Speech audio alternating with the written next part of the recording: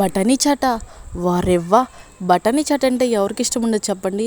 ఆ హీరోస్కైనా ఫ్యాన్స్ ఉంటారో తెలీదు కానీ ఈ పానీపూరి బండోడికి మాత్రం పిచ్చ ఫ్యాన్స్ ఉంటారు. కానీ ఒక్కొక్కసారి అనిపిస్తుంది బయట ఫుడ్ ఏం తింటాంలే అని. అందుకే మీకోసమే ఇంట్లో సింపుల్గా చేసుకోండి బఠానీ చాట్. మనం ఎండు బఠానీ తీసుకొని నైట్ అంతా నానపెట్టుకొని దాన్ని ఉడకపెట్టుకోవాలి. కుక్కర్లో అయితే 6-7 విజిల్ వచ్చిన తర్వాత దింపేసుకోండి. నేను చూపిస్తున్నట్టుగా 2 టమాటోలు, ఇంకా 5 పచ్చిమిర్చీలు, 1 ఉల్లిగడ్డ పెద్ద సైజుది, 1 నిమ్మకాయ ఉంచుకోండి.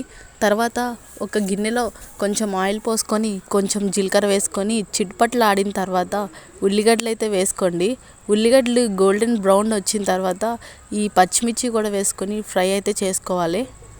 వీడియో స్కిప్ అయింది కానీ దీంట్లోనే అల్లం వెల్లుల్లి పేస్ట్ కూడా వేసుకొని ఫ్రై చేసుకుంటే ఇంకా బాగుంటుంది. అలాగే ఉల్లిగడ్డలు గోల్డెన్ బ్రౌన్ వచ్చిన తర్వాత సన్నగా తరిగిన టమాటాలు అయితే వేసుకోండి.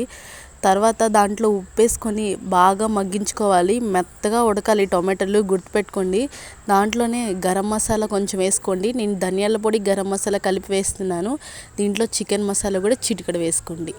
అలా ఉడుకుతున్నప్పుడు కొన్ని వాటర్ పోసుకొని మెత్తగా ఉడకపెట్టుకోండి. ఇవైతే బఠానీ అయితే ఉడికిపోయినాయి. ఇది ఎలా ఉడికినాయి అని తెలియాలంటే లోన పలుగ్గా ఉండకూడదు, చిదిపితే మొత్తం చితికిపోవాలి. వాటర్తో పాటు బఠానీ కూడా వేసుకొని మొత్తం కలుపుకోండి.